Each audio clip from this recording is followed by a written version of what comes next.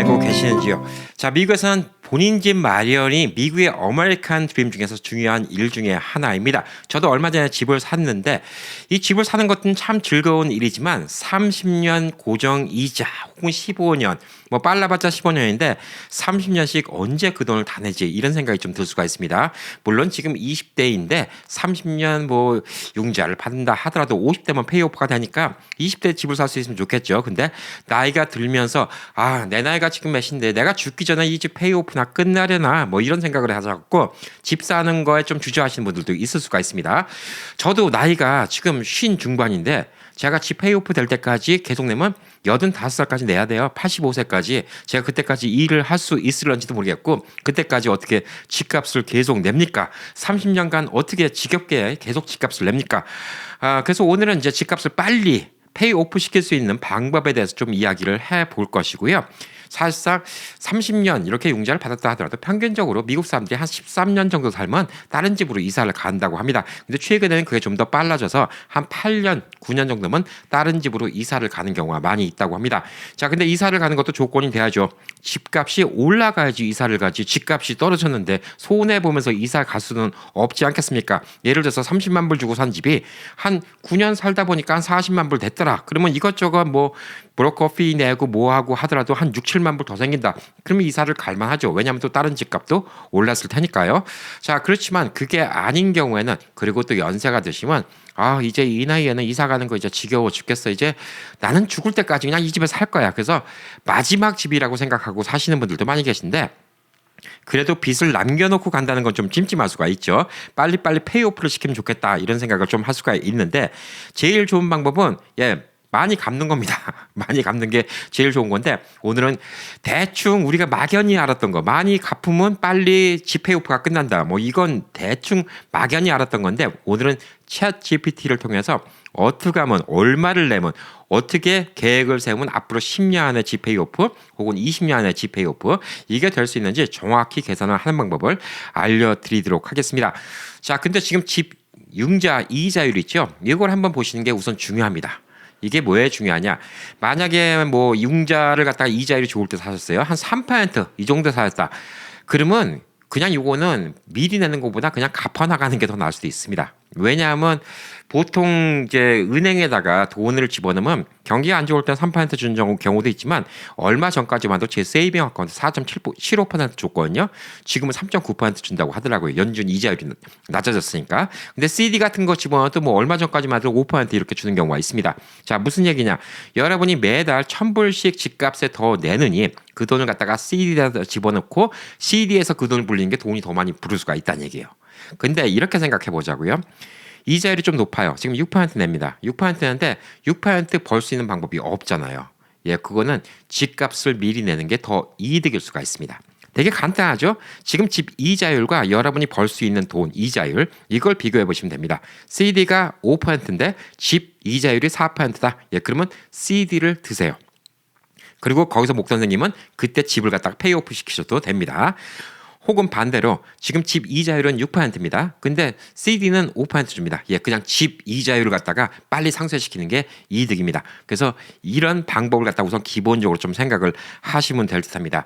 자, 어떤 분들은 이런 얘기 하세요. 2주마다 한 번씩 내시면 빨리빨리 집이 페이오프 됩니다.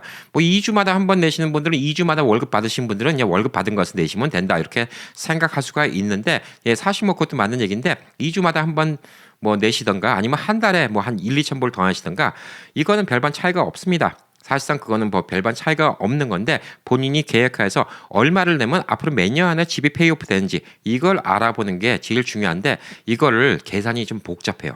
왜 복잡하냐면 이 미국 집이라는 게 이렇습니다.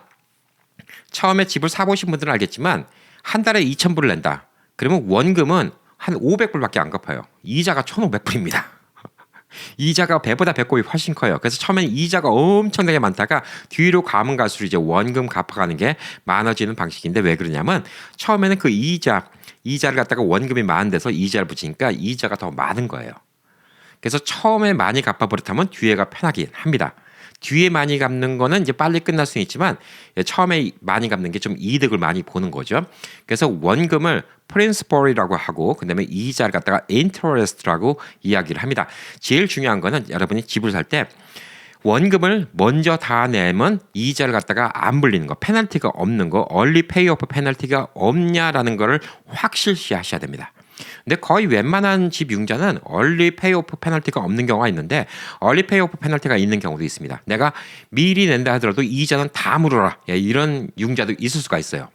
그런 경우에 미리 낼 필요가 있을까요? 전혀 없죠. 누구 좋은 일 시키려고 은행만 좋은 일 시키죠. 돈은 돈대로 다 내고. 자, 보편적으로 한 50만 불짜리 집을 갖다가 한 30년 동안 계속 이자를 냈다. 그럼 30년 뒤에 총 냈던 이자는 얼마 정도 될까요? 보통 한 40만 불은 우습게 될걸요. 여러분이 산 금액의 거의 2배 가까이 됩니다. 한 6%다. 그러면 2배가 되는 걸로 알고 있어요.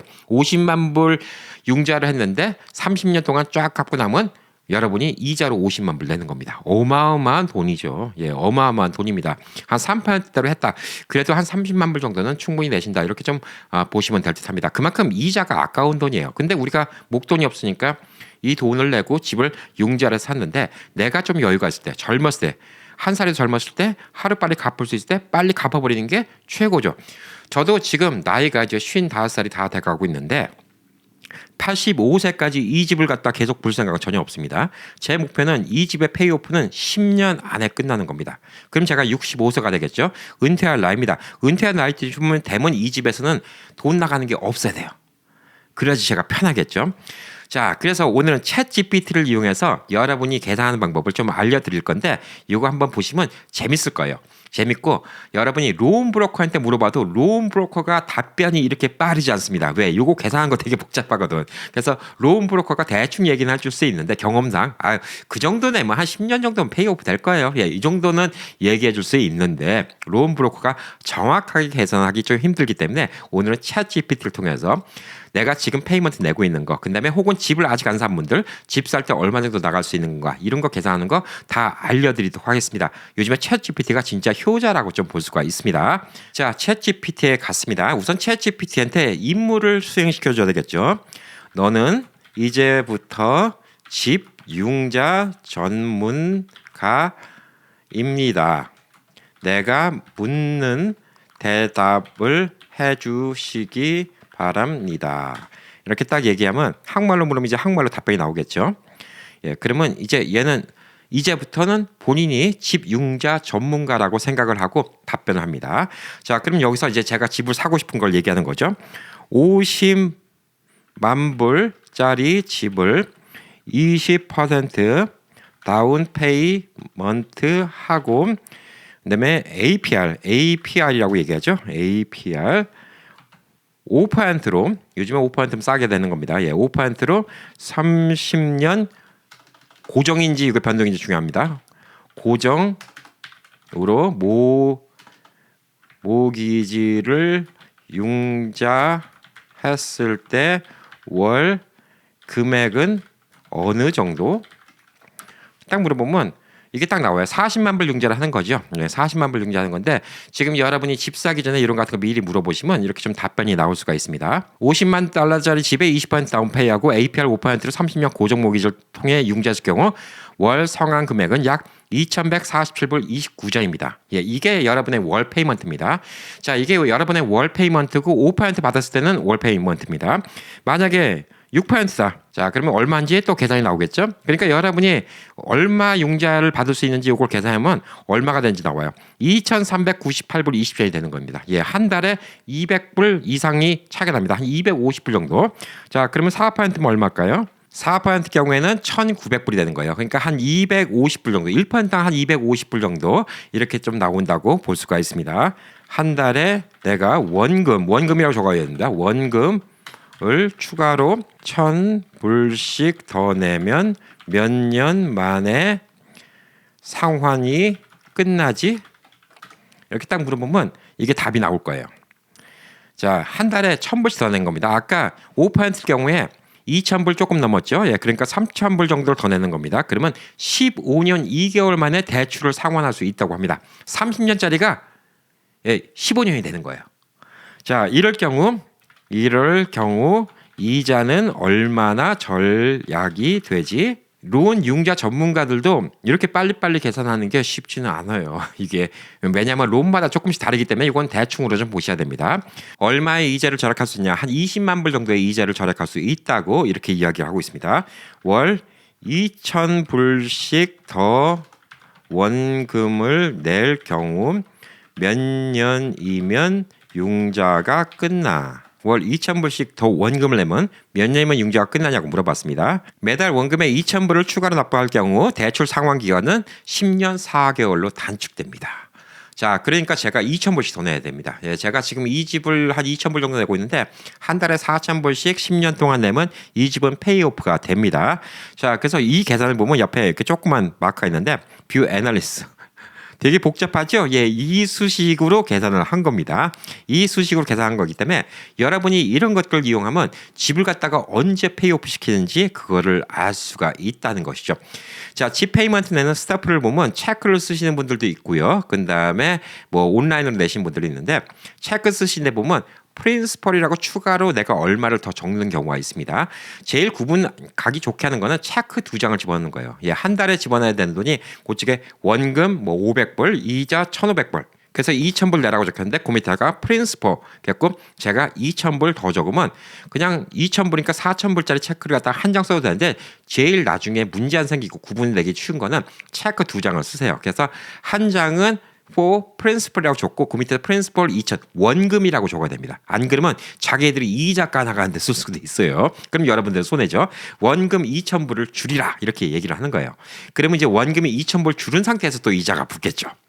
그러니까 매년 이제 원금이 이제 2,000불씩 매달 내면 24,000불씩 원금이 줄은 상태에서 이자가 붙으니까 이자가 점점 줄어들어요. 그러면 매달 똑같은 페이먼트를 낸다 하더라도 어떻게 되죠? 원금 내는 양이 더 많아지게 됩니다. 그래서 집은 미리미리 내시는 게 더 이득이다. 이렇게 좀 볼 수가 있습니다. 자, 이렇게 하면 10년 안에도 집 페이먼트를 갖다가 오프 시킬 수가 있습니다. 집을 갖다가 렌트를 준다. 이걸 한번 생각해 보자고요. 저 같은 경우는 지금 이번에 산 집이 지금 렌트를 주면 제가 한 달에 몇백 불씩을 더 내야 돼요. 앞으로 몇 년이 지나면 아마 렌트비와 이 집에 나가는 돈 비슷해질 것 같습니다. 앞으로 한 10년이 더 지나간다? 그러면 렌트비를 더 많이 받겠죠. 만약에 제가 이 집을 투자용으로만 생각한다 그러면 저는 10년 뒤부터는 렌트비 받는 만큼 더 계속 부어나가면 30년까지 안 가고 페이오프가 일찍 될 수가 있습니다. 근데 아까도 말씀드렸듯이 여러분이 집 융자율을 갖다가 몇 퍼센트 샀는지 이게 되게 중요한 건데 5% 미만이다. 그럼 되게 유리한 거예요. 은행에 집어넣어갖고 물론 일반 세이빙은 돈 안 주지만 웬만한 거 집어넣으면 3% 나와요. 미국이 3%가 이제 고정적으로 물가가 올라가는 거니까 3% 나와야지 또 물가 상승률이 되는 겁니다. 그래서 집 APR을 갖다가 3%에 샀다. 그러면 여러분 손해 보시는 게 없는 게 뭐 나중에 이자를 몇십만 불 내잖아 손해 아니야라고 생각할 수 있는데 여러분 3%씩 계속 올라가면 30년 뒤에 집값 올라가는 거 생각하면 손해가 아니라는 거예요. 근데 손해가 아닌 거에서 끝나는 게 아니라 우리가 이득이 생기려고 하면 어떻게 하죠? 돈을 더 집어넣으면 좋다. 이렇게 좀 볼 수가 있습니다. 그래서 여러분이 이제 비즈니스를 한다 그러면 투자 대비 10% 20% 이렇게 벌어가는 거는 사실상 쉬울 수도 있어요. 뭐 비즈니스가 잘 될 경우 얘기입니다. 여러분이 10만 불을 비즈니스 투자했는데 1년에 2만 불 갖다 추가로 가져갈 수 있다. 뭐 이러면 20%가 이제 이득인데 비즈니스를 안 하고 연세가 드시면 이제 뭐 하기 힘들잖아요. 그럼 제일 안전한 게 뭐 CD에다 집어넣는다든가 아니면 주식에다 집어넣는다든가 아니면 뭐 주식에 ETF 같은 데 집어넣는다든가 이런 것들인데 뭐 주식 같은 경우도 경기 좋을 때는 5%, 6%, 7%, 8%까지 나오는 경우도 있어요. 그리고 또 부동산이 올라가는 경우도 있어요. 그래서 이거를 여러분들이 잘 보셔야 되는 게 주식이 경기가 좋을 때는 집 페이먼트를 빨리 끝낸 게 아니라 주식의 ETF 있죠. 안전한 거. 예, 거기다 집어넣고 돈을 올린 다음에 나중에 집값이 올라갈 때 되잖아요. 예, 그러면 요걸 갖다가 빨리 페이오프 시켜버리고 집값이 올라가길 기다린 다음에 또 집을 팔아버리는 게 더 이득일 수도 있습니다. 그래서 여러분이 30년 동안 쭉 그대로 낸다 그러면 한 37만 불 정도 이자를 내야 될 상황을 한 달에 1,000불씩만 추가로 내면 한 17만 불 정도만 이자를 내면 끝납니다. 한 달에 2,000불씩 낸다 그러면 11만 2천 불 정도만 이자를 내고 끝난다. 이렇게 보시면 됩니다. 그리고 10년 뒤에는 완벽하게 본인 집이다. 이렇게 좀 볼 수가 있는 것이죠. 근데 이게 항상 좋을까요? 본인이 진짜 너무 여유가 없는데 이렇게 하는 것도 위험할 수가 있습니다. 여유 자금이 있어야 되고요. 그다음에 비상금은 항상 준비해 놓고 적어도 예상치 못한 지출을 대비해서 3개월에서부터 6개월 정도 생활비, 비상금 이런 거 같은 거는 유지해 놓고 갚아 나가는 게 중요하다 이렇게 볼 수가 있습니다. 그리고 또 집안에 또 일이 있을 수가 있잖아요. 자녀들이 결혼할 수도 있고요. 근데 자녀 교육비가 들을 수도 있고, 그다음에 은퇴 준비 같은 거 이런 것은 내가 일을 못하는 시기도 계산해야 되고, 그래서 아마 이제 많은 분들이 이제 은퇴하고 와서 이제 돈 버는 게 예전 같지 않으니까 이 페이먼트가 남아 있는 게 지금은 별거 아닌데 부담이 될 수가 있어요. 그래서 지금 조금 허리띠 졸라매고 1,000불, 2,000불 더 내면 별 큰 문제가 아닐 수가 있습니다. 제가 지금 이제 저희 집 페이먼트가 2,000불이 안 된다 그러니까 와 이렇게 생각하시는 분들 많을 거예요. LA 계신 분들은 원베드 아파트가 2,500불 하니까 원베드 아파트 렌트비만큼 안 되는 겁니다. 라스베가스가 그만큼 싸요. 그래서 라스베가스에서 한 2,000불 주고 하는 이런 집 같은 거 LA에서 렌트하면 한 4,000불, 4,500불 하는 겁니다. 그래서 저는 그냥 LA에서 아파트 렌트한다 생각하고 한 4,000불씩 낸다. 이런 계획을 했을 때는 앞으로 10년 안에 이 집이 제 집이 되는 거예요. 그리고 이자도 엄청나게 줄죠. 한 27만 불 정도를 이자를 줄일 수가 있고요. 10년 안에 페이오프가 될 수가 있다. 이렇게 볼 수가 있습니다. 자, 그래서 여러분들이 프린시폴 제일 중요한 거 오늘 기억해야 되는 거는 프린시폴이라는 단어입니다. 원금이라는 단어입니다. 첫 번째 집을 살 때는 무조건 융자에 얼리 페이오프 인트레스트가 붙는지 안 붙는지 얼리 페이오프 페널티가 붙는지 안 붙는지 그거를 알아보셔야 돼요. 요즘에 웬만한 융자는 얼리 페이오프 페널티가 안 붙지만 이상한 은행들은 조금 융자 같은 거 이자를 싸게 해준다 이런 조건을 갖고 얼리 페이오프 페널티 붙인 경우도 있고 심한 경우에는 한 달에 2,000불씩 내든 3,000불씩 추가로 내든 이자는 똑같이 내라. 결국은 10년 하나 갚아도 37만 불 이자는 내라. 이런 계약 조건도 있을 수가 있어요. 그거를 우선 확인해 보시는 게 제일 중요하고요. 그 다음에 페이먼트를 낼 때 여러분이 체크로 붙이신다. 그러면 두 장을 따로 내세요. 그래서 하나는 프린시폴 원금용으로 따로 낸다라고 꼭 적어주시고 원금으로 얼마 냈다라고 그 종이 밑에 적혀 있습니다. 프린시폴 얼마, 그래서 추가 얼마 냈다 이렇게 적어주시면 되고요. 2주마다 한 번 낸다, 뭐 2주마다 낸다, 이거는 사실상 뭐 똑같은 거예요. 별 특별한 이유가 없습니다. 2주마다 낸다고 더 빨리 없어지는 거 아니에요. 결론적으로 원금을 더 많이 낸다. 이렇게 좀 보시면 되니까 그렇게 생각하시면 되고 2주마다 한 번 낸다라는 얘기가 왜 나왔냐면요. 한 달에 한 번씩 페이먼트를 내잖아요. 그리고 한 달에 두 번씩 붙이면 그쪽 은행에서 한 달 낸 거는 그달 페이먼트고 한 달 낸 거는 원금이다라고 생각한다 이거죠. 근데 이것도 은행에서 착오가 생길 수가 있습니다. 그러니까 제일 좋은 거는 여러분이 그냥 한 달에 한 번 낼 때 프린시폴 원금을 더 갚아 나간다. 이게 제일 좋은 방법이다. 이렇게 볼 수가 있기 때문에 지금 연세가 있으시다.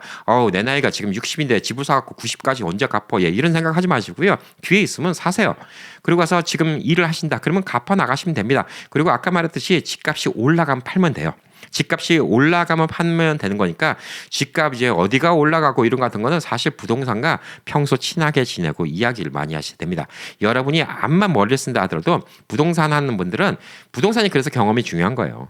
부동산 이제 막 하신 분들은 그런 경험이 없어. 부동산 좀 하신 분들은 이 동네에서 어디가 집값이 올라가고 그다음에 어디가 지금 요즘에 잘 나가고 어디가 렌트가 잘 나가고 이런 거 같은 거를 되게 잘 알아요. 부동산 오래 하신 분들은. 그래서 부동산이 그 동네에서 경험이 있는 부동산을 이용하시는 게 되게 좋다. 이렇게 좀 볼 수가 있습니다. 자, 그리고 이제 집을 사면 여러분이 추가로 생각해야 되는 비용이 몇 가지가 있습니다. 뭐냐면 이 페이먼트만 중요한 게 아니에요. 프로퍼티 텍스, HOA, 집 보험 이 세 가지입니다. 자, 프로퍼티 텍스 지역마다 다 달라요. 다 다르고 그다음에 HOA는 단지마다 다 다릅니다. 그리고 집 보험도 지역마다 또 가격이 다릅니다. 근데 우선 집 보험에 대해서 얘기를 해드릴 텐데 많은 분들이 모르시는 것 중에서 집 보험을 갖다가 그냥 제일 싼 것만 들으시는 분들도 있는데 홈 워런티 보험도 따로 드시는 분들도 있고요. 혹은 홈 워런티 보험을 갖다가 집 보험에다가 라이더라고 하죠. 얹혀서 같이 드시는 분들도 계십니다. 저는 새 집이라서 이 집은 홈 워런티를 안 들었어요. 왜냐면 벌써 워런티가 2년, 3년이 다 있습니다. 에어컨도 워런티가 있고요. 그다음에 뭐 전기, 그다음에 그라지 도어, 가전제품 워런티가 다 있는데 홈 워런티 같은 경우는 좀 집이 낡아진다. 그러면 들어오시면 좋은 것 중에 하나가 뭐냐면 특히 미국 에어컨이 고장나면 돈 많이 깨집니다. 뭐 미 서부 특히 이곳 라스베가스 같은 경우는 여름에 에어컨 고장나면 못 살아요. 그래서 HVAC 뭐 미국 사람들 흔히들 HVAC이라고 하죠. HVAC을 커버해주는 이런 보험이 되게 중요합니다. 이게 에어컨 한번 고장난다, 새 거로 다 바꾼다. 한 2만 불, 3만 불 깨질 수도 있어요. 집 사이즈 따라 다릅니다. 그리고 뭐 에어컨 모터 하나 고장났다. 그것도 뭐 한 2,000불, 3,000불 홀라당 깨질 수가 있어요. 그래서 이런 같은 거 되게 좀 조심하셔야 되죠. 특히 더운 데 계신 분들. 그런 다음에 또 추운 데 계신 분들도 히터 문제가 있기 때문에 HVAC 관련, 그다음에 배관, 집에 있는 뭐 수도관이 터지고 낡아서 터지고 그러면 또 문제가 큽니다. 수도관 터져서 그거 고치는 거 정도가 문제가 아니라 수도관이 터져서 집에 모든 게 다 졌잖아요. 그러면 수도관만 끝나는 게 아닙니다. 2층 집이면 이 천정, 밑에 층에 물 새면 천정, 여기 있는 거 마룻바닥 다 가려야죠. 그다음에 젖은 가구 같은 거 다 커버해야죠. 돈이 10만 불, 20만 불 깨질 수가 있습니다. 그리고 전기 시스템이 또 낙후돼서 문제가 될 수가 있죠. 그리고 또 집에 있는 가전제품들, 냉장고, 세탁기, 건조기, 식기세척기, 오븐, 그다음에 가스레인지, 전기레인지, 난방기 이런 거 다 커버가 될 수가 있습니다. 그래서 아메리칸 홈 쉴드, 그다음에 초이스 홈 워런티 뭐 이런 회사들이 있는데 이걸 갖다가 또 드시는 분들 중에 또 한 명이 누구냐 하면 집을 렌트 주시는 분들이 또 이런 걸 드시는 경우도 있어요. 왜냐하면 렌트를 해가면 아무래도 사람들이 좀 막 쓴다 이렇게 좀 생각을 할 수가 있겠죠. 그래서 만약에 고장나면 진짜 좀 피해가 클 수가 있기 때문에 집 렌트 하신 분들이 이런 거 같은 거 드시는 경우가 있는데 보편적으로 이제 한 달에 한 30불에서부터 60불 정도 이렇게 좀 내시고 수리 요청 시에 디덕터블이 있죠. 한 75불에서부터 125불 정도. 근데 이게 또 지역마다 다르고 회사마다 다르니까 대충 이 정도라고 아이디어만 좀 생각하시면 됩니다. 그리고 지금 갖고 계신 집 보험에서 이거를 커버할 수 있는 라이더, 그러니까 애드온이죠. 옵션을 추가할 수가 있으면 같이 하셔도 좋습니다. 근데 어떤 종류의 손상이 보상되는지, 그다음에 연간 보상 한도가 얼마큼 되는지 이런 같은 걸 갖다가 다 확인해 보시는 게 좋습니다. 저는 뭐 새 집이라서 안 했습니다. 그리고 가전제품도 이번에 다 새 걸 샀기 때문에 다 가전제품 회사에서 워런티가 나와서 안 했습니다. 근데 집에 있는 가전제품도 새 거 살 때 엑스텐드 워런티 같은 거 이용하시면 된다고 하는데 저는 개인적으로 이거 별로 권해드리지 않는 게 냉장고, 세탁기 뭐 이런 같은 거 있죠. 갖고 와서 일주일 동안 고장 안 나면 몇 년 동안 고장 안 나요. 요즘에는 하도 잘 만들었고 처음 왔을 때 디펙이 있는 경우는 있어도 그 뒤로 고장 나는 케이스가 별로 없다라고 좀 볼 수가 있고 그다음에 이 매니팩처 워런티 말고도 커스코 같은 데는 1년 쓰다가도 이거 고장 났다 그러면 새 걸로 바꿔주잖아요. 커스코 같은 데도 그렇고 여러 번에 또 크레딧 카드가 커버해 주는 경우도 있고 그러니까 사실상 가전제품의 엑스텐드 워런티는 돈 주고 사는 건 저는 별로 권해드리고 싶지 않습니다. 제가 그전에 다른 뉴스에서 봤는데 베스트바이의 스쿼트기라는 거 이렇게 뭐 고쳐주고 이런 플랜 있잖아요. 그걸로 돈 버는 게 엄청나다고 하더라고요. 그래서 그런 같은 거 굳이 이용하실 필요는 없지 않나라고 좀 보여주고 있습니다. 자, 그리고 또 집을 살 때 우리가 고려해야 되는 부분 중에 하나가 집 보험료예요. 보험료가 얼마 되는지 그 동네 보험료 얼마 되는지 미리 알아보셔야 돼요. 이게 왜 그러냐? 미국 내는 보험료가 어마어마하게 차이가 큽니다. 어마어마하게 차이가 커요. 10배, 20배 차이가 납니다. 집 보험료가. 자, 아까 10년 안에 집 페이오프는 시켰어요. 자, 시키면 뭐합니까? 매달 집 보험료, HOA 이걸로 1,000불씩 나가요. 와, 환장하죠. 은퇴하고 나서. 자, 집 보험료는 제가 얼마 전에 다른 분과도 이야기를 했지만 캘리포니아 계신 분이 1년에 6,000불을 내라고 한대요. 주변에 산불이 많이 난다는 이유로. 6,000불을 내라고 하면 한 달에 500불입니다. 집 보험료가. 저희 집, 이 집은 지금 집 보험료가 1년께 450불입니다. 그 동네 한 달 보험료밖에 안 돼요. 12배, 13배 차이 나죠. 캘리포니아하고 여기하고. 근데 라스베가스는 집 보험료가 싼 편이에요. 싼 이유가 뭐냐면 제가 뭐 종종 말씀드리지만 라스베가스는 재해라고는 여름에 뜨거운 거 말고 재해가 없어요. 토네이로 없죠. 근데 허리케인 없죠. 태풍 없죠. 지진 없죠. 화재 없습니다. 그리고 폭동 난 적도 없는 곳이에요. 그러니까 라스베가스는 자연재해가 없어요. 당연히 집 보험료가 내려가겠죠. 쌉니다. 450불이에요. 여러분 보험료 얼마 내시는지 밑에 한번 적어보세요. 저는 이 집 450불 냅니다. 다른 콘도도 비슷하게 내요. 두 집이 뭐 가격 차이가 뭐 2배 차이 난다고 뭐 유지비 뭐 보험료 2배 뭐 이러진 않아요. 근데 다른 콘도도 그 정도 내고 여기도 그 정도 냅니다. 자, 그래서 보험 드는 게 되게 이제 중요한데 그래도 나는 꼭 LA 살아야 되겠다. 나는 꼭 뉴저지 살아야 되겠다. 예, 그러면 어쩔 수가 없죠. 그래서 보험료를 조금씩 낮추는 방법 중에 하나는 뭐냐면 디덕터블을 갖다 올리는 방법입니다. 예, 디덕터블이 1,000불이다. 그러면 2,500불로 상향 조정을 하면 평균적으로 한 11% 정도 보험료가 더 싸질 수가 있습니다. 자, 그리고 이제 집에다가 홈 시큐리티 같은 걸 강화시키면 보험회사에서 그걸 보고 보험비를 깎아주는 경우가 있습니다. 당연히 스모크 디텍터는 얼마 안 해요. 그거 한 30불짜리니까 방마다 달면 되고요. 그다음에 알람, ADT 알람 같은 거 한 달에 뭐 30불짜리, 50불짜리 이런 같은 거 하면 ADT 알람 같은 거 달면 요즘에는 예, 스크린도 달아주고 시큐리티 카메라도 달아주고 다 달아줍니다. 그래서 그거 한 달에 몇십 불 내는데 또 그게 보험료로 세이브가 될 수가 있습니다. 그다음에 가스나 상하수도 누수가 되는지 디텍터를 갖다 설치하면 또 보험료를 깎아주는 경우도 있고요. 스프링클러 시스템을 정기적으로 검토를 하면 또 보험료를 깎아주는 경우도 있습니다. 자, 그래서 이런 것들 혜택이 있는지 보험 에이전트와 이야기를 해보고 내가 뭘 집에다 설치하면 보험료를 더 깎을 수 있냐 이 이야기를 꼭 해보시는 게 중요합니다. 자, 그리고 또 자잘자잘한 거 이걸 갖다 다 보험 청구하는 거는 웬만하면 좀 상가하는 게 좋은 게 예를 들어서 강풍으로 인해서 지붕 몇 장이 날아갔어요. 그래서 사람을 딱 시켰는데 디덕터블이 1,000불입니다. 근데 1,500불 견적이 나왔어요. 그래서 500불 줄이자고 1,000불 디덕터블 내고 1,500불짜리 갖다가 보험으로 고친다? 그러면 보험료는 더 올라가게 됩니다. 그래서 뭐 디덕터블이 2,500불이 나쁘진 않다는 게 왜냐하면 2,500불 이상이면 좀 부담이 되잖아요. 그 정도면 좀 큰 사건이고. 근데 뭐 1,500불짜리 이런 것도 클레임을 걸면 보험료는 올라갈 수 있다 이렇게 볼 수가 있고요.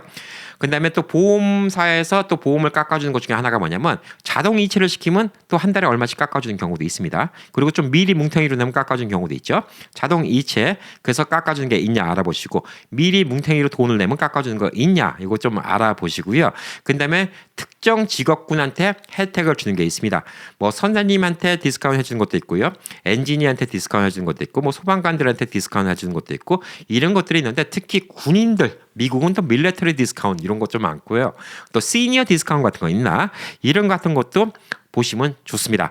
자, 그리고 또 차는 다 필요하니까 집 보험을 들면서 자동차 보험을 같이 묶어서 가입하면 번들로 혜택을 받습니다. 저도 그래서 이 집 이사 오면서 제 차랑 이 집이랑 같이 번들로 묶었습니다. 그리고 크레딧 점수가 낮은 경우에는 보험료가 더 올라가는 경우도 있다고 합니다. 크레딧 스코어가 630 이하일 경우에 보험료를 더 올리는 경우가 있다고 합니다. 낮은 크레딧 스코어를 갖고 있는 사람은 높은 크레딧 스코어를 갖고 있는 사람보다 보험료를 최대 94%더 비싸게 받는 경우도 있다고 합니다. 자, 그리고 또 집 안에 수영장이 있거나 트램플린, 예, 벙벙 뛰는 거 애들, 네, 플레이그라운드, 애들이 좀 다칠 수 있고 사고 위험이 있는 시설물을 제거하면 보험료를 좀 더 낮출 수도 있습니다. 그러니까 이것도 상의를 해 보시는 게 중요합니다. 그리고 보험이 이제 갱신되기 전에 이제 미리 알려주죠. 보험료가 올라간다. 그러니까 최소 2, 3개월 전부터 보험사에서 견적을 받아보는 게 중요합니다. 캘리포니아 계신 분은 연락이 왔다고 합니다. 보험료가 올라갈 수밖에 없다. 왜냐하면 산불 위험 지역이기 때문에 보험료를 올리겠다. 그래서 나온 돈이 6,000불이라고 합니다. 그러니까 여러분이 타주로 이사를 간다. 다른 동네를 이사 간다 할 때 단순히 집값만 계산할 문제가 아니에요. 아까 보셨죠? 5% 이자율하고 6% 이자율하고 한 달에 250불 차이 나고요. 5%하고 4%하고 250불 차이 납니다. 매달 250불 차이가 납니다. 자, 이자율 1%에서 250불 차이 나는 것도 1년이면 얼마죠? 3,000불 차이가 나는 거예요. 10년이면 3만 불, 그다음 30년이면 9만 불 차이가 나는 겁니다. 꽤 큰 돈입니다. 9만 불 차이가 나요. 자동차 한 대값, 고급 차 한 대값 차이가 나죠.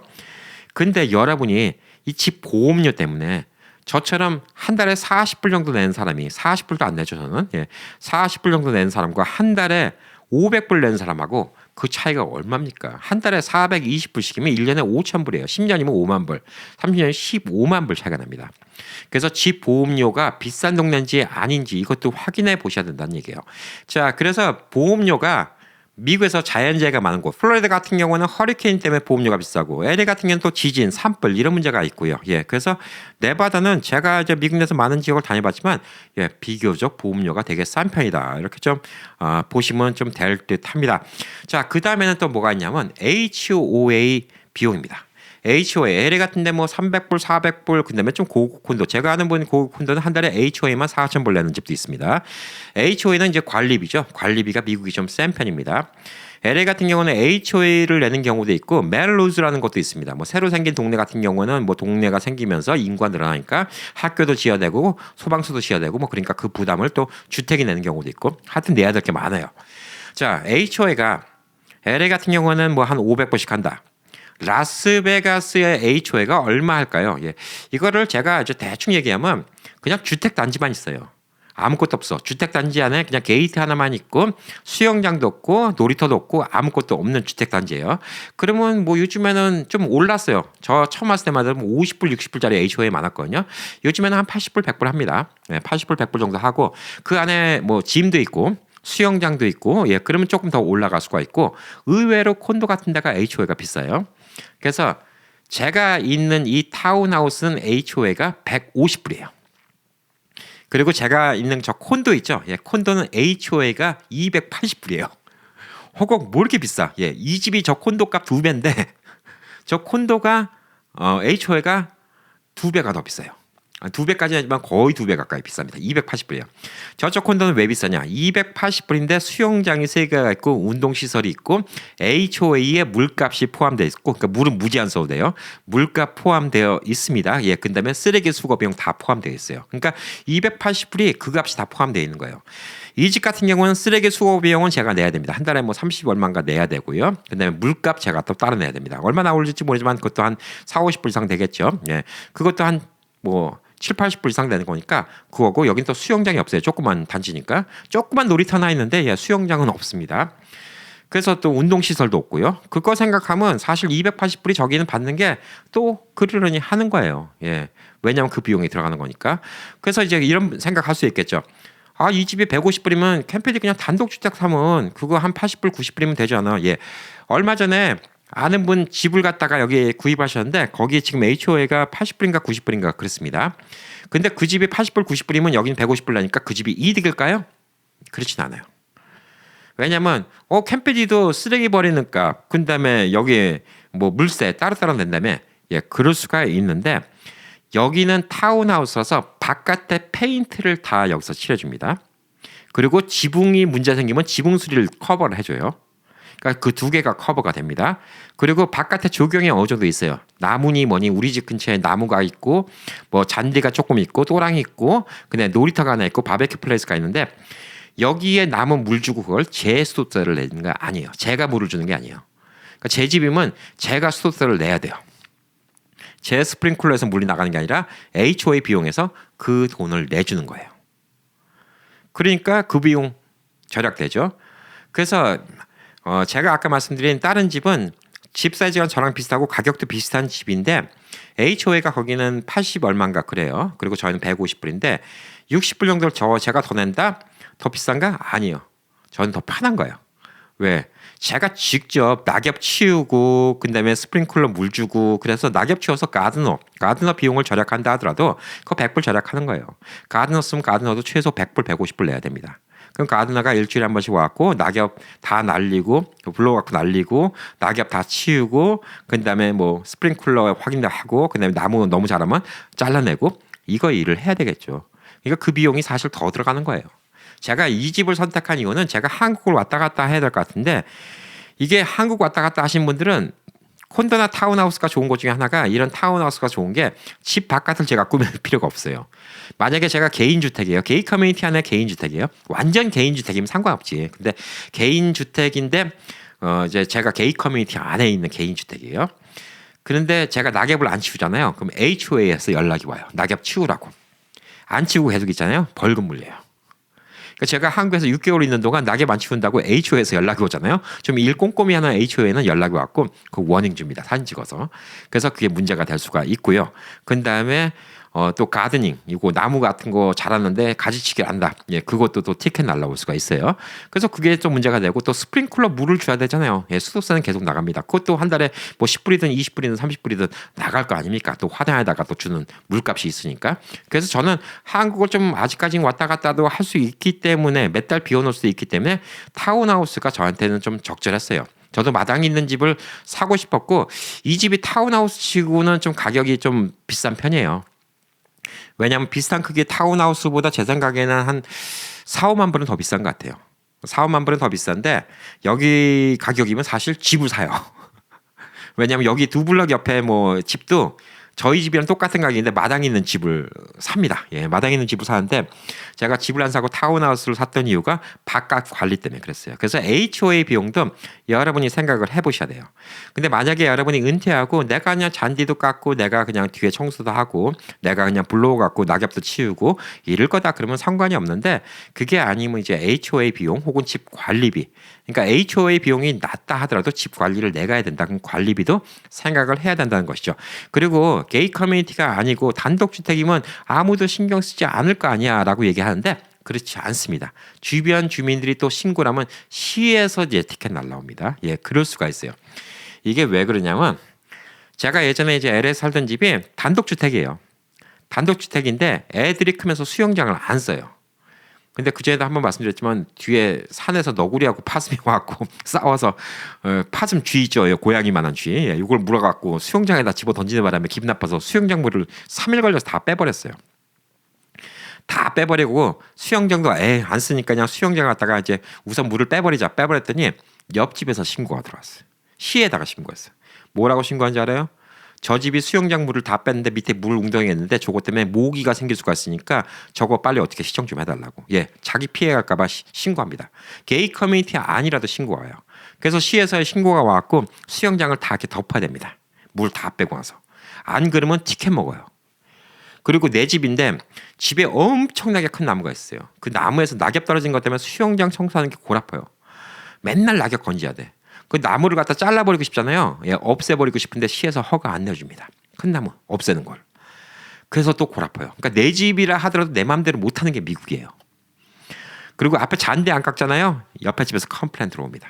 잔디 깎아야 돼요. 예, 동네 분위기 망친다고. 게이 커뮤니티 아니고 내 개인 주택이니까 HOA 안 나고 속편하겠네. 예, 미국에서 좀 살아보신 분들 알죠? HOA 싸다고 무조건 좋은 것도 아니고요. 그다음에 HOA 안 낸다고 신나는 것도 아니에요. 돈 많이 들어갑니다. 제가 그 집은 수영장 관리하는 거, 가드너, 야, 그거 해갖고 그게 한 뭐 벌써 몇 년 전입니까? 10몇 년 전 얘기거든요. 한 14년 전 얘기인데 그때 당시 한 달에 1,000불씩 들어갔어요. 그때 당시 돈으로. 수영장 청소, 가드너, 그다음에 바깥 청소. 와, 힘들어요. 옆에 호두나무가 있는데 또 가을철 되면 또 호두가 떨어져요. 호두가 떨어지면 집에 들어오는데 그라지 들어가다가 떨어진 호두를 밟으면 또 그게 호두가 딱딱하니까 빡빡 그 소리 나요. 그러면 또 호두가 으깨져서 그 시멘트에 묻는데 또 시멘트 또 잘 지워지지 않아. 또 고압 세척기 갖고 또 해야 돼요. 근데 저는 이제 그때는 뭐 바쁘니까 언제 제가 또 집 관리합니까? 그래서 수영장 그것도 하고 그래서 당시에도 수영장 청소 자동화 시키려고 몇천 불 들여서 하려고 막 그러고 있는데 수영장을 갖다가 자동화 시키든 뭐든 간에 집에 쓰는 사람이 없으니까 아까운 거예요. 그래서 이런 것들도 좀 고려해 보시지 않아야 되나 이런 생각이 좀 듭니다. 그리고 이제 프로퍼티 텍스, 프로퍼티 텍스가 이제 또 관건인데 프로퍼티 텍스가 흔히들 텍사스 계신 분들이 그런 얘기하죠. 텍사스 프로퍼티 텍스 세요. 라고 얘기를 하는데 집값이 싸잖아요. 그럼 텍사스 계신 분들도 발끈하십니다. 집값이 얼마나 올랐는데요. 다른 데는 집값 안 올라갑니까? 제가 맨날 그렇게 얘기하죠. 예. 미국에서 프로퍼티 텍스 싼 것 중에 하나가 하와이예요. 하와이. 근데 하와이 집값 살벌하게 비싸요. 예. 하와이는 집값이 또 LA, 뉴저지 이런 데보다 더 비싼 곳이 하와이이기 때문에 프로퍼티 텍스 싸다. 예. 이게 단순히 그렇게 계산할 수가 없는 거예요. 집값 대비 프로퍼티 텍스 이렇게 봐야 되는 겁니다. 예. 보편적으로 텍사스 계신 분들 프로퍼티 텍스 비싸다고 뭐라고 하시긴 하시는데 LA나 뉴저지에 계시는 분들에 비해서는 프로퍼티 텍스 적게 내시는 거예요. 예. 미국에서 뭐 LA도 비싼 편이고요. 뉴저지도 비싼 편이고 그리고 라스베가스 같은 데는 프로퍼티 텍스가 그냥 뭐 리즈너블해요. 한 1판 정도 나오는 것 같아요. 왜냐하면 1판 조금 안 나오죠. 이 집이 지금 프로퍼티 텍스가 3,600불 정도 나왔습니다. 이 집이 3,600불 나왔어요. 그리고 다른 콘도가 프로퍼티 텍스가 600불입니다. 600불 말이 돼? 무슨 프로퍼티 텍스가 600불이야? 이 집 절반 값인데 600불이에요. 근데 거기는 600불이었던 이유가 있습니다. 왜 이유가 있냐? 공항이랑 가까워요. 그래서 스페셜 존이에요. 그래서 시끄럽다는 이유로 시에서 프로퍼티 텍스를 갖다가 엄청 깎아줍니다. 그래서 600불밖에 안 내요. 거기는 프로퍼티 텍스. 그래서 그런 것도 사실 되게 이득이겠죠. 왜냐하면 집을 페이오프 시켜도 프로퍼티 텍스는 내야 되니까. 그래서 프로퍼티 텍스 안 내고 그 대신 그 집은 HOA가 좀 비쌉니다. 수영장 있고 뭐 이런 것 때문에 좀 비싼데 뭐 HOA도 사실상 아까 말한 것처럼 집 바깥에 관리하는 거, 그다음에 화단에 물 주는 거, 그리고 뭐 물값 따로 내는 거, 쓰레기값 따로 내는 거, 이거 생각하면 280불이 그냥 리즈너블 하다고 좀 생각이 듭니다. 그래서 이 집 같은 경우에는 제가 총 계산을 해보니까 모기지 2,000, 프로퍼티 텍스, 그다음에 인슈런스, HOA 이걸 다 해서 2,400이 안 됩니다. 그리고 이 집이 이제 전기세, 수도세, 인터넷 이런 걸 이제 제가 직접 내야죠. 그런다면 쓰레기 버리는 비용도 내야 되고 또 1년에 한 번씩 하수도 비용도 또 상수도 비용에 비례해서도 내야 됩니다. 그래서 뭐 한 달에 한 2,600불 정도 들어갈 것 같아요. 이 집이 아까 말씀드렸듯이 이 집 가격이면 주변에 똑같은 3베드룸 하우스 마당 있는 집을 살 수가 있는데 이 집은 타운하우스예요. 그래서 많은 분들이 타운하우스 가치가 없고 투자가 별로고 이런 얘기를 하시는 분들이 있는데 그거는 그냥 여러분들의 판단에 맡기시면 돼요. 저는 타운하우스를 산 이유가 아까 말했듯이 한국이랑 미국 왔다 갔다 할 때 집 바깥에 관리를 못해요. 그래서 타운하우스 한 게 있고 또 한 가지는 뭐냐면 렌트 주기가 편한 자리라서 이걸 산 것도 있고요.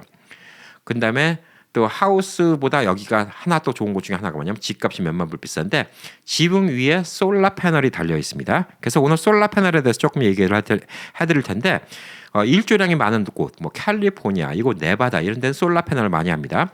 비가 많이 오고 이런 데는 솔라 패널이 인기가 없죠. 시애틀 이런 데는 관심 없으실 테니까 넘어가셔도 됩니다. 자, 솔라 패널이 어떻게 들어가냐? 이거는 회사마다 컴퍼니마다 룰이 다 달라요. 그래서 제가 여러분이 솔라 패널 되면 어떻게 이득 보고 이런 같은 걸 다 설명 못 드리는데 보편적으로 솔라 패널 설치하는데도 몇만 불 돈이 들어가요. 그래서 흔히들 이런 거 있지. 여러분이 뭐 백화점을 갔든 뭐 혹은 뭐 카스코를 갔든 샘스클럽 갔든 솔라 패널 담당자가 혹은 홈디포를 갔는데 앞에서 막 플라이어 뿌려주면서 솔라 패널 공짜로 설치해준다. 예, 공짜로 설치해준다. 근데 계약을 딱 보면 솔라 패널 가격이 예를 들어서 4만 불이에요. 그러면 솔라 패널에서 전기가 생기면 그거를 갖다 전기회사에다 판매를 하거든요. 예, 그 돈을 저한테 줘야 되는데 그 돈 갖고 솔라 패널 페이먼트를 하겠다는 거죠. 그래서 솔라 패널은 막상 내게 되려면 10년이고 20년이고 있어야지 솔라 패널이 내게 되는 경우가. 그래서 괜히 솔라 패널 컴퍼니만 좋은 일 시켜주는 경우가 많이 있다. 예, 이렇게 좀 볼 수가 있어요. 자, 이 집은 솔라 패널을 제가 산 거예요. 솔라 패널이 페이오프 된 겁니다. 이 집값에 포함되어 있는 거예요. 그래서 첫 달부터 솔라 패널로 생긴 전기는 제가 다 갔습니다. 그래서 솔라 패널이 어떤 식으로 돌아가냐? 저 있는 것 같은 경우는 어떤 식으로 구조가 되냐? 낮에 햇빛이 쨍쨍 찌는 날이에요. 그래서 솔라 패널로 100이라는 전기가 생겼어요. 제가 집에서 100이라는 전기를 써요. 그러면 저는 전기 회사의 전기는 하나도 안 씁니다. 솔라 패널만 갖고 이 집의 전기를 다 쓰는 거예요. 그래서 특히 라스베가스 같은 경우는 여름에 엄청 덥죠. 더운 날 에어컨이 집에서 전기 제일 많이 잡은 거 에어컨입니다. 에어컨 전기 잡은 거 걱정을 드려도 되죠. 왜? 햇빛이 쨍쨍 나니까 더운 거고 햇빛이 쨍쨍 나는 날은 전기가 많이 생산되고 그 전기 갖고 낮에 에어컨 돌리니까. 밤 되면 해가 지니까 전기가 생산은 되지만 낮에만큼 덥지 않으니까 에어컨이 낮에만큼 많이 돌아가지 않아도 되겠죠. 그래서 이렇게 솔라 패널이 있는 집은 낮에 사람이 있든 없든 간에 에어컨을 틀어놔갖고 집을 시원하게 만들어야 돼요. 그래서 저녁 때도 집을 시원하게 만드는 게 중요하다. 그래서 여기 있는 온도계 조정하는 거 있죠. 이것도 되게 스마트한 게 달렸어요. 다 뭐 전화기로 이렇게 앱 컨트롤하고 그래갖고 나중에 이 전기세랑 뭐랑 이런 걸 다 계산해서 그에 맞춰서 최적화 시켜주는 이런 게 또 달려 있습니다. 자, 그 방법이 있는데 낮에 쓰는 전기가 제가 만약에 100이란 전기가 솔라 패널로 들어오는데 150을 썼어요. 제가 전기를 많이 써갖고 그러면 50이란 전기는 이 전기회사 라스베가스 같으면 MB 에너지라는 회사에서 전기를 사와서 저는 그 전기값만 내면 되는 겁니다. 자, 그리고 이제 반대로 낮에 100이라는 전기가 들어오고 있는데 제가 전기를 갖다 50밖에 안 썼어요. 그럼 50이 남아돌죠. 그럼 남아도는 거 어떻게 하냐? MB 에너지 회사한테 돌려줘요, 전기를. 그리고 MB 에너지 회사가 그 전기를 저한테 사갑니다. 근데 사간 다음에 그 전기를 갖다가 나중에 제가 전기 쓸 때 크레딧을 주는 거예요. 그러니까 솔라 패널이 있으면 어쨌든 간에 이득이죠. 그래서 평균적으로 제가 알아보니까 보편적인 하우스홀드에서 솔라 패널이 있으면 한 달에 한 50불 정도 절약이 된다고 하더라고요. 그래서 한 50불 정도 절약이 되니까 1년에 한 600불 정도 절약이 되고, 사실상 50불 이상의 절약을 할 거는 연세에 있으신 분들, 나중에 집에 많이 계시잖아요. 낮에. 특히 이렇게 더운 데 계신 분들은 에어컨 많이 키셔야 되잖아요. 이게 젊은 사람들한테 솔라 패널이 별로 효용이 없을 수도 있어요. 왜냐면 낮에 일하러 나가잖아요. 일하러 나가는데 뭐 집에 추울 정도로 에어컨 킬 이유는 없잖아요. 그냥 적당히 에어컨만 키면 되는 거니까. 그래서 젊은 사람들한테는 이 솔라 패널 혜택이 별로 없는데, 연세가 있고 집에 많이 계시는 분일수록 솔라 패널의 혜택이 되게 클 수가 있다는 거예요. 낮에 전기를 많이 쓰고, 게다가 연세 드시면 일찍 주무시잖아요. 밤에 전기 쓸 일이 별로 없어요. 그리고 또 추가적으로 또 팁을 하나 또 알려드리면, 2019년부터 새로 짓는 집들은 집에 전기차 충전하는 거 케이블이 다 와이어링이 나와 있습니다. 나와 있고 저희 집도 나와 있는데, 이 경우에도 그냥 바로 그럼 전기차 꼽으면 되는 거야? 그건 아니에요. 전기차 충전 스테이션을 사서 꼽아야 됩니다. 그거 뭐 싼 거는 뭐 한 200~300불짜리도 있고요. 테슬라에서 나온 정품 같은 거는 뭐 400~500불, 500~600불 하고요. 인스톨레이션 비용 한 300불 정도 하는 걸로 알고 있어요. 뭐 조금 전기를 만질 수 있는 분들은 직접 하셔도 되는데, 이 정도는 직접 해도 돼요. 왜냐면 직접 가능한 게 뭐냐면 220V 전기이기 때문에 장갑 끼고 해야 돼요. 두꺼비 집에 그 220V 나오게 하려면, 저는 할 줄은 아는데 이걸 풀어갖고 안에 이제 그 서킷 브레이커를 바꿔야 되거든요. 그리고 이 핫라인 두 개를 갖다 연결시켜야 되는데 위험해요. 저는 좀 하기 싫어요. 근데 이 집은 그것까지 연결되고 선까지 나왔던 얘기죠. 그러니까 이 두꺼비 집이라고 얘기죠. 서킷 브레이커만 꺼놓고 여기 하면 전기 안 흘리니까, 전기 안 흘리는 거 그냥 기계 뭐 한 200불짜리 사다가 벽에다가 선만 연결시키고 따까닥 걸어놓으면 전기차 충전이 바로 되는 겁니다. 그래서 이런 거 전기 조금 하신 분들은 이제 쉬운데, 월 패널에서부터 전기를 끌어오는 거 한다, 이거는 좀 힘든 일이에요. 그거는 집 구조에 따라서 뭐 한 500불, 1000불 이렇게 또 나올 수도 있고 뭐 그런 거기 때문에 지금 전기차 충전하는 게 있는데, 전기차도 많은 지역이 그렇습니다. LA도 그렇고 적어도 이제 네바다도 그렇고, 전기를 가장 안 쓰는 시간은 사실 새벽 시간대예요. 새벽 시간대이기 때문에 전기 회사마다 그 새벽 시간 몇 시부터 몇 시는 전기값이 싸다 이렇게 나오는 경우가 있습니다. 그래서 12시부터 새벽 4시까지 싸다, 혹은 뭐 새벽 1시부터 새벽 5시까지 싸다, 이런 식으로 정해놓은 이제 전기 회사들이 많이 있기 때문에, 전기차를 충전하잖아요. 그럼 집에 들어와서 나갈 일이 없다. 그럼 전기차 꼽아놓고 전기차 안에 프로그래밍을 할 수가 있어요. 지금 꼽혀 있지만 지금 충전하지 말고 새벽 1시가 되면 그때부터 충전 시작. 이런 식으로 하면 전기차 충전하는 비용이 훨씬 더 싸질 수가 있습니다. 훨씬 더 싸질 수가 있어요. 그래서 전반적으로 이제 전기를 이용해 갖고 하면 좀 좋고, 연세가 있는 분들은 집에 그 가스보다는 전기 쓰는 게 사실상 더 안전하긴 해요. 깜빡깜빡 할 수도 있고 뭐. 그래서 가스 레인지보다는 전기 레인지, 엘렉트릭 레인지도 뜨거우니까, 사실 제가 얼마 전에 인덕션 보여드렸죠.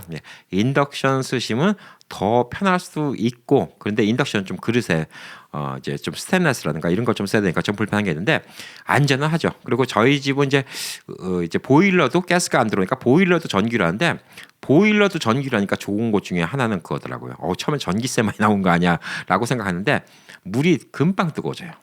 금방 뜨거워지는 게 한 가지 이점이 있고, 또 한 가지 뭐냐면 와이파이가 되니까 제가 집 바깥에 있어도 컨트롤할 수 있다는 거예요. 만약에 집 바깥에 나갔다가 갑자기 며칠 비야 돼, 그러면 이 보일러를 꺼놓을 수도 있다는 것이죠. 그래서 자꾸 스마트하게 좀 사는 방법들이 뭐 많이 생기고 있습니다.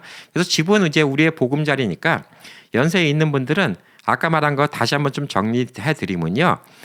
집을 갖다가 페이오프 빨리 시키고 싶다. 그럼 30년 융자를 하더라도 여러분이 프린시펄, 원금을 내셔야 됩니다. 원금만 빨리 내면 집 페이오프를 빨리 시킬 수 있습니다. 얼리 페이오프 터미네이션 피가 없는 거를 갖다가 이용하셔야 돼요. 그리고 집값도 중요하지만 집을 페이오프 시켜도 매달 먼트리 나가는 거 세 가지는 꼭 고려해 보셔야 됩니다. 프로퍼티 텍스 비싼 건지, 그다음에 HOA 혹은 집 관리비가 많이 나가는 집인지, 그다음에 인슈런스가 비싼 지역인지, 이걸 좀 생각해 보시면 됩니다. 여기는 만약에 제가 집을 갖다가 페이오프 시킨다, 그럼 프로퍼티 텍스가 이제 한 달에 한 300불 정도 되겠죠. 300불에다가 HOA 150불에다가 그다음에 인슈런스 50불, 500불 정도만 들어가면 이 집 유지를 할 수가 있는 것이죠. 거기다 플러스 전기세 뭐 이런 같은 거니까 뭐 제가 이제 만약에 10년 뒤에 페이오프 시켰다. 뭐 물론 10년 뒤에는 또 물가가 올라가니까 HOA도 올라가고 프로퍼티 텍스도 올라가고 다 올라가지만 만약에 제가 지금 이 집이 페이오프 됐다. 그러면 한 달에 뭐 전기세 뭐 이런 거 인터넷 다 해갖고 한 700불 정도면 집을 갖다 굴릴 수 있지 않나? 예. 그러면 부담이 훨씬 적죠. 700불 정도로 집안이 돌아갈 수 있다. 그러면 훨씬 부담이 적기 때문에 그런 것들도 또 충분히 고려해 보시면 여러분들의 노후를 갖다가 진짜 안전하게 좀 보낼 수가 있습니다. 그리고 집이 페이오프가 되었으면 여러분이 또 좋은 것 중에 하나가 또 뭐가 있냐? 리버스 모기지를 받을 수가 있어요. 리버스 모기지. 자녀들한테 집을 갖다 물려주고 리빙 트러스트하고 이거 골 아파. 근데 이 돈을 갖다가 내가 쓰다가 그냥 죽고 싶은데 리버스 모기지를 받아, 그러니까 집을 담보로 해서 모기지를 받는 거죠.